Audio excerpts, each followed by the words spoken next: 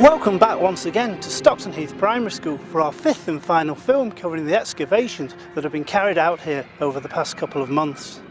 This week sees the closure of the dig with backfill ready for the development of the new school buildings. I've been invited today to talk to David Vaughan, archaeologist, to have a look at the Roman well that's been uncovered and many other exciting features.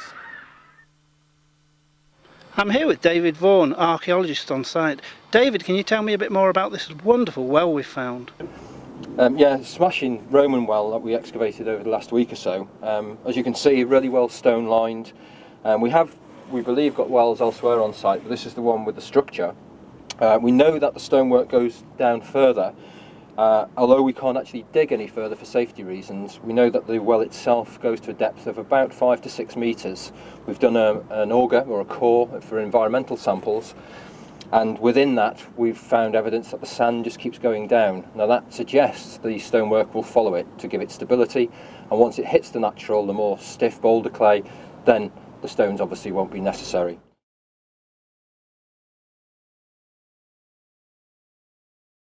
David, can you tell me something about the state of preservation of this well? Yeah, as you can see, it's remarkable really. We're fairly confident that it's been robbed though, because we're now in the well cut. The original would have stood proud of the natural which surrounds us, so the stonework has been taken. The large pit around us quite possibly is what they call a robber cut, where a subsequent society has come and taken and reused the stones, possibly still Roman. But as you can perhaps see from some of the flat stones on the top here, they're quite broken, they're not of an equal height, so there has been some robbing. Having said that, it seems to survive to quite a depth, and certainly as far as we've dug, the stonework continues down into the ground. Right, now I believe you mentioned earlier some coring, some sampling. Can you tell me how deep that went? Yeah, we cored to around about 5 metres below where I'm currently standing, so about 6 metres in total depth of the well. Yeah.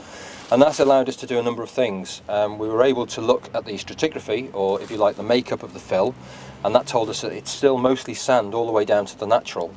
It also gave us the opportunity to find the depth of the natural. Again, it was largely sand, but some boulder clay. And by supposition, the stonework probably supports the depth of sand to give it stability. The other main benefit is for environmental research. One of my colleagues will be studying some of the pollen that she may be able to extract from the fill core that we took, and I'll be looking at some of the beetle evidence which we also recovered, which will also give us an indication of the environment at the time the well was in use. Okay, now obviously you haven't excavated much deeper. Is that for safety reasons? Absolutely. I mean, where I'm stood now is fairly robust, but it wouldn't take much with a spade or a shovel to potentially cause a collapse, not necessarily of the structure but certainly of the fill, and it's simply just too dangerous to dig on. Right. So what are the plans for this feature now, do we know?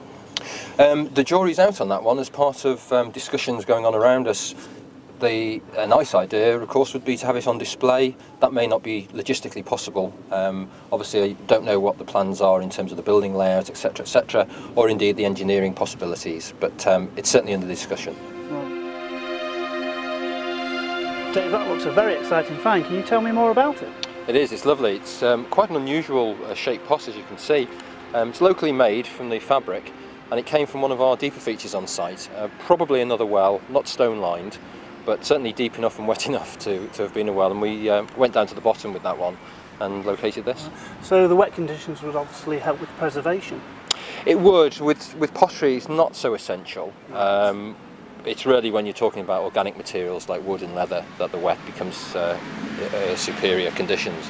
Having said that, it wouldn't have done it any harm. As you can see, it's survived very well, and we've kept the soil or sand in it really to keep it together until it's cleaned up and analysed properly. And was it found in the ground in more or less one piece, although cracked, or was it scattered? Exactly like this really. I didn't actually find it, can't take the credit for that, but I think this piece comes away, but it's actually located together and is so obviously part of the same vessel. Sadly, nothing else from it was there either, but nonetheless a great find. Absolutely, yeah. Hi, well James, this is the latest feature we've excavated. As you can perhaps pick out, it's a bit ephemeral, but we've got the remains of some sort of structure, almost certainly timber, and the narrow slots are the timber slots for that, and we've also got some post holes which, as we're cleaning up, we're exposing and investigating. It mirrors the one that we found on that side of the site in terms of its overall basic presence. However, the interesting thing is just over here to my right, which are these ditches. We've got a series of cuts here where the ditch, or a channel, seems to be running from that direction in the south all the way to here and then turns towards the east, which suggests something intriguing. But not only that, we've then got later cuts, also Roman from the contents that we found in its fill, but they're cutting into these earlier channels, so there's a lot of activity. And then finally on this point there's another ditch, two ditches in fact, coming through crossways with more post holes and trenches, so there's obviously a lot of activity here, and we're currently investigating what the structure might represent.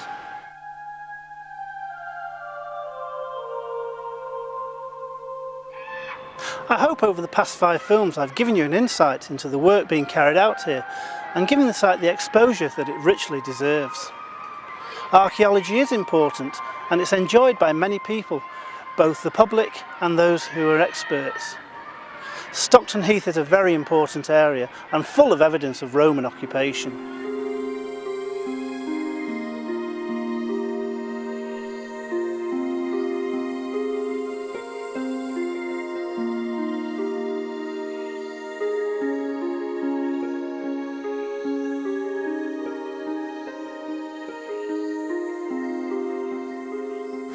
It has been both a pleasure and a privilege to be able to report on these excavations over the past couple of months. Is this the end of the story? Certainly not. I've been invited back in a short while to make a film about all the artefacts that were recovered here at the site once they've been cleaned and conserved. That's something really, really special and something worth looking forward to. This is James Balme for Warrington.tv, Stockton Heath Primary School.